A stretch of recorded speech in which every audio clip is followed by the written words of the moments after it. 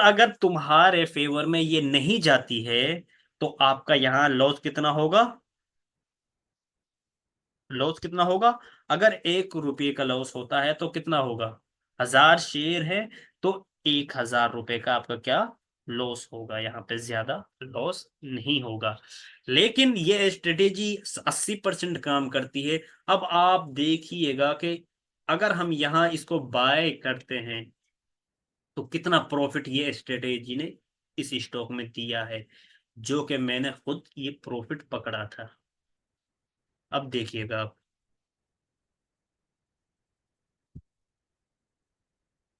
कितना प्रॉफिट है। अब फिलहाल ये स्टॉक कहाँ ट्रेड कर रहा है? अब आप मुझे बताइएगा, ये स्टॉक कहाँ ट्रेड कर रहा है? ये स्टॉक कहाँ ट्रेड कर रहा है? ये स्टॉक ट्रेड कर रहा है 750 रुपए पर।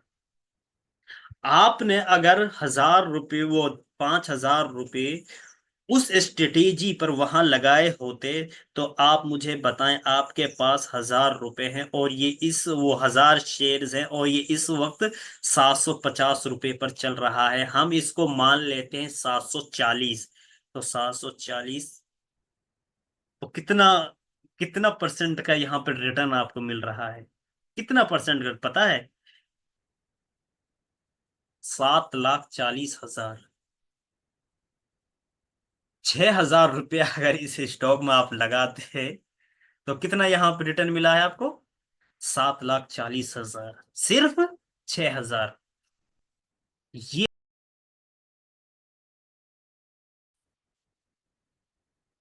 और आज जो असल बात होगी वो होगी इंडिकेटर पर, कि इंडिकेटर का क्या काम होता है, इंडिकेटर किस तरीके से काम करता है। तो चलिए मैं आपको एक बार स्क्रीन शेयर कर देता हूँ, फिर बाकी वहीं पे। इस हिकमत अमली के अंदर सबसे पहला काम क्या करना होगा? सबसे पहले आपको काम करना होगा कि बड़े टाइम फ्रेम में हमें चार्ट को देखना है। क्या करना है? बड़े टाइम फ्रेम में हमें क्या करना है? चार्ट को देखना है, ठीक। तो हम यहां से मंथली का चार्ट लगाते हैं। क्या लगाते हैं? मंथली का चार्ट। ये क्यों लगाते हैं? ये इसलिए लगाया जाता है ताकि एक स्टॉक का व्यू क्लियर हो सके। क्या हो सके? बड़े टाइम फ्रेम के अंदर हमें पता चलता है कि इस स्टॉक की डायरेक्शन क्या है, ये स्टॉक की साइड मूवमेंट करने वाला है। और जब तक किसी इंसान को ये चीज मालूम ना हो कि ये स्टॉक किस डायरेक्शन में जाने वाला है, तो फिर आप मुझे बताइएगा कि वो अगर उस स्टॉक को खरीदता है तो फिर क्या फायदा है? मोहम्मद नौमान, स्क्रीन टच ना कीजिएगा प्लीज, फिर डिस्टर्ब होती है बाद में। तो मैं आपको बता रहा हूं कि अगर आपको स्टॉक की डायरेक्शन मालूम करनी है तो सबसे पहले आपको क्या करना होगा? आपको उस स्टॉक को बड़े टाइम फ्रेम में देखना होगा। बड़े टाइम फ्रेम में क्या देखना होगा? उस स्टॉक को आइडेंटिफाई करना होगा। जैसे मैंने ये मंथली का चार्ट लगा, अब आप देखिएगा अगर मैं इसको डेली टाइम फ्रेम पे कर देता तो कुछ समझ में नहीं आ रहा है कि ये स्टॉक किस साइड जाने वाला। क्या समझेंगे आप यहाँ मुझे बताइएगा? आपको कुछ समझ में आ रहा है? कुछ समझ में नहीं आ रहा। क्यों नहीं आ रहा? क्योंकि कोई डायरेक्शन, कोई क्लियर ही नहीं है, व्यू क्लियर नहीं है इस चार्ट का। अब मुझे इस चार्ट का एक क्लियर व्यू करना है कि आखिरकार ये स्टॉक किस साइड चल रहा है, इसकी डायरेक्शन क्या है। तो मैं इसको क्या करूंगा? मंथली टाइम फ्रेम पे लगाऊंगा। तो आप देखिएगा कि अब क्लियर पता चल रहा है कि ये स्टॉक क्या अप साइड जा रहा है। तो हमें एक व्यू क्लियर हो चुका है। तो बड़े टाइम फ्रेम का फायदा क्या होता है? कि एक व्यू क्लियर हो जाना। एक बड़े टाइम फ्रेम का फायदा यही होता है कि एक व्यू क्लियर हो जाए। तो अब मैं अपने स्ट्रेटेजी के दूसरे पॉइंट पर चलता हूं। सबसे पहले आपने मंथली टाइम फ्रेम चूज करना है, ठीक। क्या करना है? Monthly time frame. Monthly time frame के साथ हमें क्या करना होगा? एक डाउन ट्रेंड तलाश करना होगा। क्या करना होगा? इस तरीके से एक डाउन ट्रेंड हमें तलाश करना होगा, आइडेंटिफाई करना होगा, ठीक।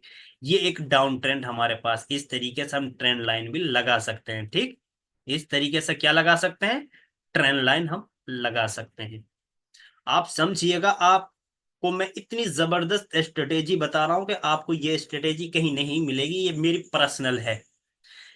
ये और इसकी एक्यूरेसी मैं आपको बता देता हूं, 80% इसकी एक्यूरेसी है। अगर आप 10 मर्तबा इस स्ट्रेटेजी पे कोई स्टॉक बाय करते हैं तो 8 मर्तबा आपका प्रॉफिट होगा। 2 मर्तबा आपका लॉस हो सकता है। और ये बिजनेस है, वो कहते हैं ना कि स्टॉप लॉस हिट होना इस बिजनेस में कंपलसरी है। तो ये इसकी एक्यूरेसी 80%, वो 80% है। तो आप समझिएगा, तो मैं आपको कितनी अहम बात बताने वाला हूं।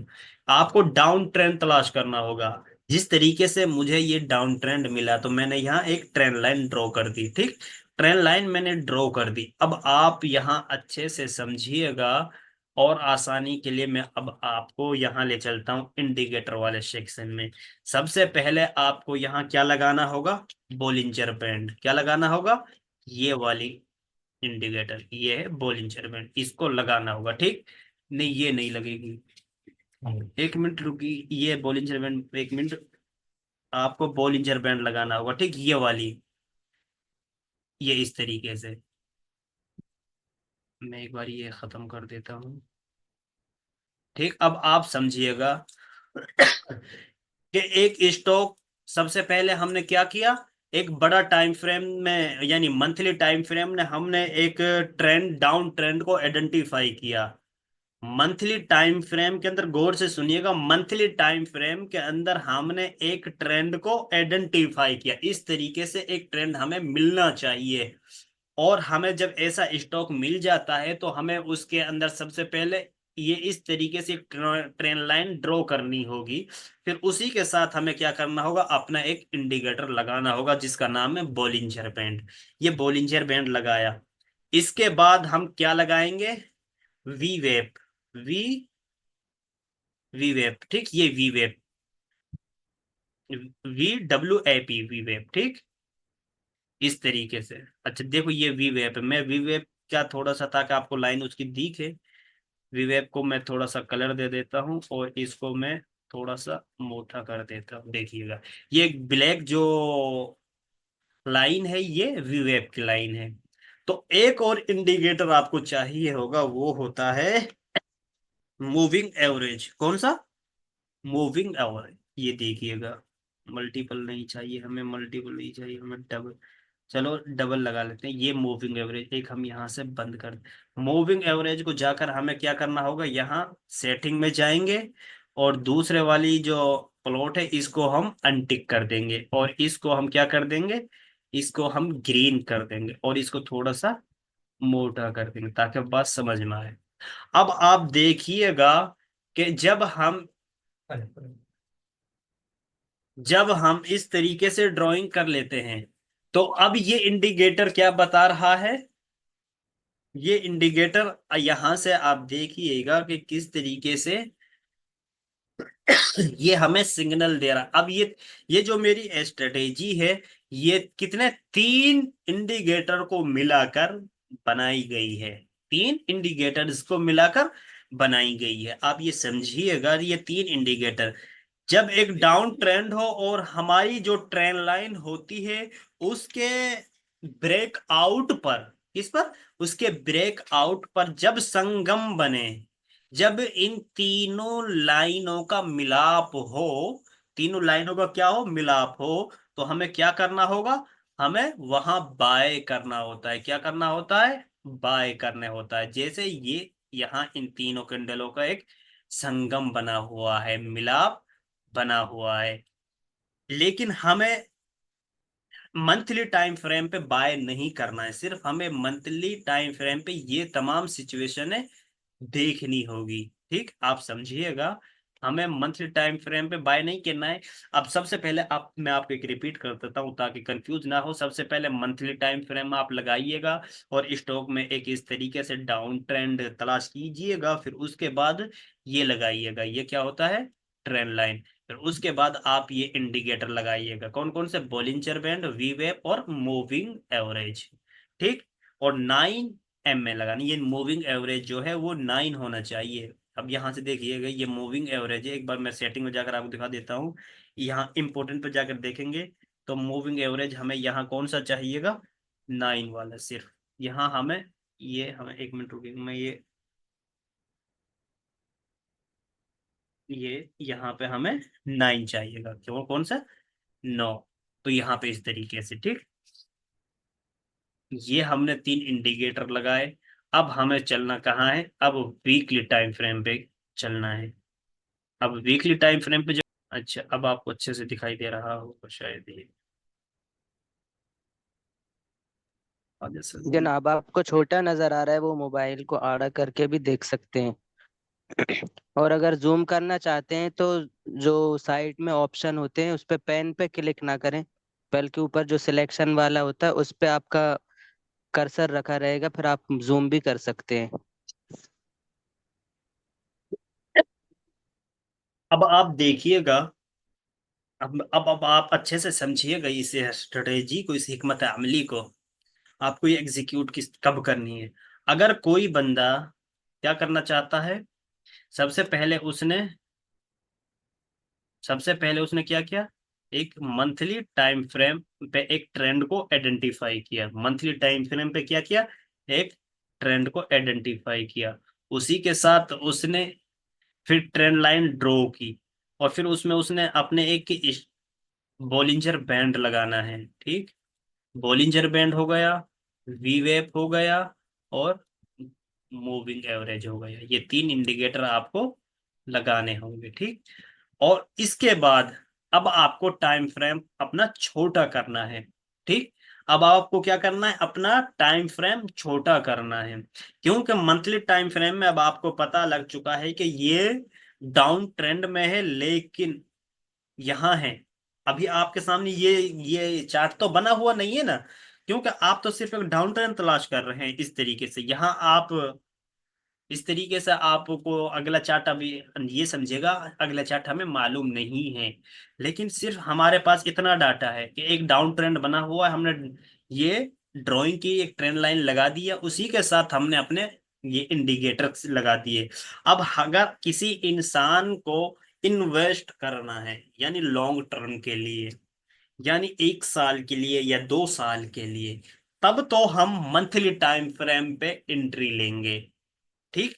और अगर किसी इंसान को महीना, 3 महीना या 6 महीने के लिए होल्ड करना है अपनी पोजीशन को, तो उसको वीकली टाइम फ्रेम इस्तेमाल करना होगा। और अगर किसी को 1 हफ्ते के लिए या 2 रोज के लिए, 3 रोज के लिए या चंद दिनों के लिए अगर अपनी पोजीशन को होल्ड करना है, तो उसको डेली टाइम फ्रेम पे क्या करना होगा, एंट्री बनाना होगा, ठीक। ये आपको समझ में आ गया। अगर जब एंट्री बनाने का समय आता है, तब हमें यह सोचना होगा कि पहले हमें कौन सी पोजीशन बनानी है, स्विंग पोजीशन बनानी है या होल्डिंग या वो इन्वेस्ट वाली, या फिर 1-2 रोज वाली पोजीशन बनानी है। अगर किसी इंसान को वीकली टाइम फ्रेम पे पोजीशन बनानी है 3 महीने के लिए, ठीक, 3 या 4-5 महीने के लिए, तो वीकली टाइम फ्रेम इस्तेमाल करेगा। और अगर किसी को 1 हफ्ते के लिए बनानी है, तो डेली टाइम फ्रेम इस्तेमाल करेगा। मतलब इसका क्या है, जो चीज मंथली टाइम फ्रेम में हो रही होती है, वो चीज वीकली टाइम फ्रेम में हो चुकी होती है, ठीक। जो चीज मंथली टाइम फ्रेम में हो रहा है, जो प्राइस मंथली टाइम फ्रेम में अगर किसी सपोर्ट को ब्रेक करने वाला है या ब्रेक करने के करीब है, वीकली टाइम फ्रेम में वो उसको ब्रेक कर चुका होगा। और जो चीज वीकली टाइम फ्रेम में कर चुकी है, और डेली टाइम फ्रेम में वो क्या होगा, करने के करीब होगा। और और छोटे टाइम फ्रेम में जाएंगे, आवरली टाइम फ्रेम में जाएंगे, तो वो रिवर्स हो रहा होगा, वहां से फिर वो अपसाइड की तरफ जाने वाला होगा, इस तरीके से। अब देखिएगा कि मंथली टाइम फ्रेम में हमने ये ट्रेंड आइडेंटिफाई किया था, ये ट्रेंड लगाए, लाइन हमने ड्रॉ की थी, उसके बाद हम वीकली टाइम फ्रेम में आ चुके हैं। अब वीकली टाइम फ्रेम पे हमें एंट्री बनानी है। एंट्री की सिचुएशन क्या है वो समझ लीजिएगा, यानी कब बाय करना है, ये स्टॉक कब खरीदना है, जब ये मिडल जो लेयर हैं ये तीनों एक जगह इकट्ठी हो जाएं ट्रेंड लाइन के ब्रेकआउट पर, समझिएगा।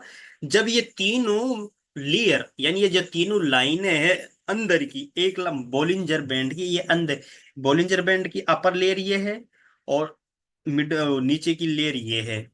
इसके अंदर 3 लेयर हैं। एक तो बॉलिंजर बैंड की खुद की लेयर, क्योंकि बॉलिंजर बैंड 3 लेयरों से बनता है, एक मिडल लेयर, एक अपर, एक डाउन।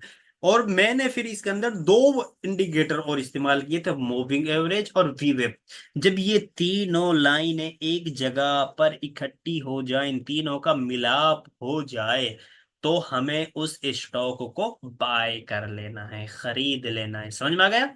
उस स्टॉक को क्या कर लेना है? खरीद लेना है। अब देखिएगा, ये यहाँ पे इन इस जगह पर इस स्टॉक का क्या हुआ है? मिलाप हुआ है।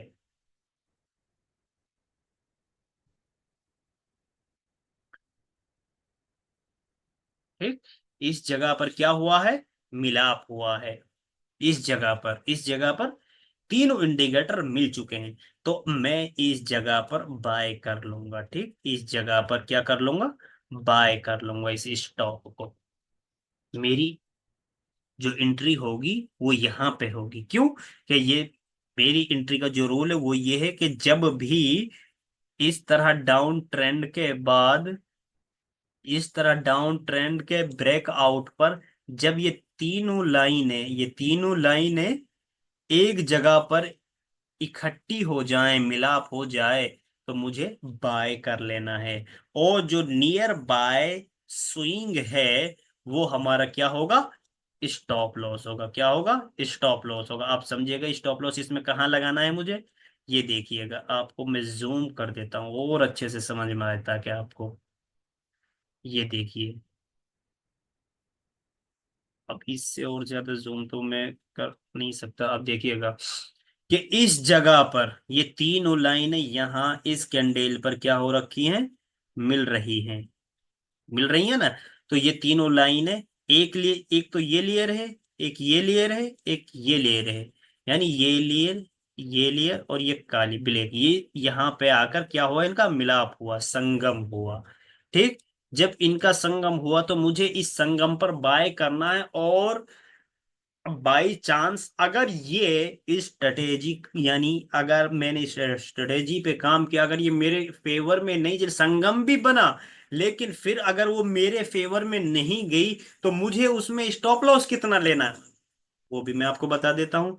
स्टॉप लॉस होगा जो भी इस संगम के नियर बाय होगा, हाई यानी नियर बाय स्विंग जो होगा, वहां पे हमें अपना स्टॉप लॉस लगना है। तो हमारा स्विंग ये है, इस इस जगह पर हमें अपना स्टॉप लॉस रखना होगा। यानी अगर इससे नीचे, यहां हमने एंट्री की, अगर इससे नीचे ये स्टॉक आ जाता है तो हमें फौरन निकल जाना होगा।